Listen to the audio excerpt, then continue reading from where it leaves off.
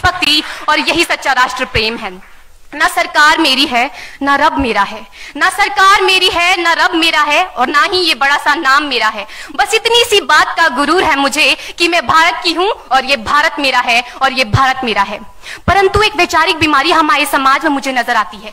कहा जाता है हम दुनिया के सबसे बड़े लोकतंत्र हैं, जहां हिंदू पैदा होते हैं, मुस्लिम, सिख और ईसाई भी पैदा होते हैं, लेकिन बदकिस्मती है अब इंसान पैदा नहीं होते। और मेरे विचारों में ना हिंदू की जरूरत है ना मुसलमान की जरूरत है, राष्ट्र निर्माण के लिए केवल अच्छे इंसान की जरूरत है, केवल अच्छे इंसान की जरूरत है। जरा सोच कर देखिए, ये पेड़ पौधे और शाखाएं भी परेशान हो जाएं अगर परिंदे भी हिंदू और मुसलमान हो जाएं। एक शैक्षणिक बीमारी भी हमारे समाज में मुझे नजर आती है, और बड़े ही आश्चर्य की बात है, जिस देश ने पूरी दुनिया को तक्षशिला और नालंदा देकर के विश्वविद्यालय शिक्षा की बुनियाद रखी, आज विश्व के 100 सर्वश्रेष्ठ विश्वविद्यालयों में हमारा एक भी विश्वविद्यालय खड़ा नहीं हो पाता। जहां एक और हमारे पास IIT, IIM और NIT जैसे शिक्षण संस्थान हैं, तो वहीं दूसरी ओर इस देश के गरीबों को बेरोजगारी की जमात में खड़ा करने के लिए उनके हाथ में सर्व शिक्षा अभियान का झुंझुना पकड़ा दिया जाता है।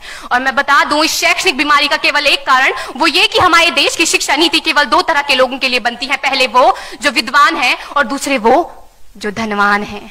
इसी तरह की कई गजब की बीमारियां हैं, और इन बीमारियों की जो जड़ है ना, वो हमारा अंधविश्वास। और मेरे विचारों में जब तक इस देश का युवा अपनी सफलता के लिए मंदिरों में जा जाकर नारियल फोड़ फोड़ कर भगवान को रिश्वत लगाता रहेगा, हमारे समाज का शिक्षित वर्ग ही बिल्ली के रास्ता काटने पर खड़े हो जाना, अपने धर्म अपनी जाति को ऊंचा मानकर दूसरों के धर्म की अवहेलना करता रहेगा, तब तक ना तो इस देश से अंधविश्वास खत्म होगा और ना ही हमारा राष्ट्र निर्माण संभव होगा।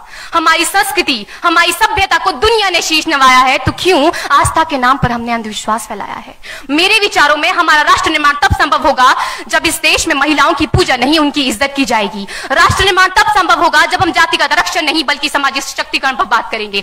राष्ट्र निर्माण तब संभव होगा जब स्वच्छता अभियान में केवल सरकार नहीं बल्कि सड़क पर चलने वाला हर एक नागरिक हाथ बंटाएगा, स्वच्छ भारत स्वस्थ भारत को दिल से अपनाएगा। असल मायने में हमारा राष्ट्र निर्माण तब संभव होगा जब एक गरीब बच्चा मध्याह्न भोजन के नहीं बल्कि ज्ञान अर्जन के लिए सरकारी स्कूल की चौखट पर कदम रखेगा। और हमारा राष्ट्र निर्माण तब तक संभव नहीं होगा जब तक एक नागरिक नैतिक रूप से सटीन, चारित्रिक रूप से भ्रष्ट, मानसिक रूप से दिवालिया, धार्मिक रूप से अंधा, राजनीतिक रूप से गंदा, स्वैच्छिक मान मूल्यों के आंकड़ों में जिन्न शिन्न पैपंदमयी अखंड भारत को खंड खंड करता रहेगा, तब तक हमारा राष्ट्र निर्माण संभव नहीं होगा। बड़ी बड़ी बातें नहीं, छोटी छोटी कोशिशें करनी होगी, क्योंकि ठोकर हमें पहाड़ से नहीं पत्थरों से लगा करती है।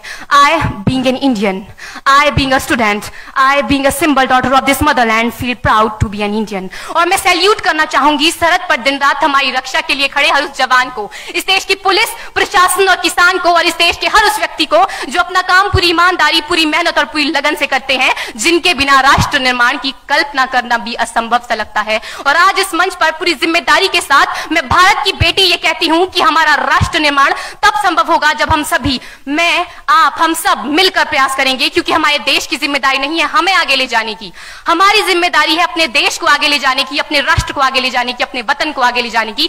तो अंत में मैं बस यही कहना चाहूंगी, मेरा हिंदुस्तान महान था, महान है, महान रहेगा। मेरा हिंदुस्तान महान था, महान है, महान रहेगा। होगा हौसला सबके दिलों में बुलंद तो एक दिन पाकिस्तान भी जय हिंद कहेगा। पाकिस्तान ही क्यों, सारा जहान जय हिंद कहेगा, क्योंकि सारे जहां से अच्छा हिंदुस्तान हमारा, सारे जहां से अच्छा हिंदुस्तान हमारा। हम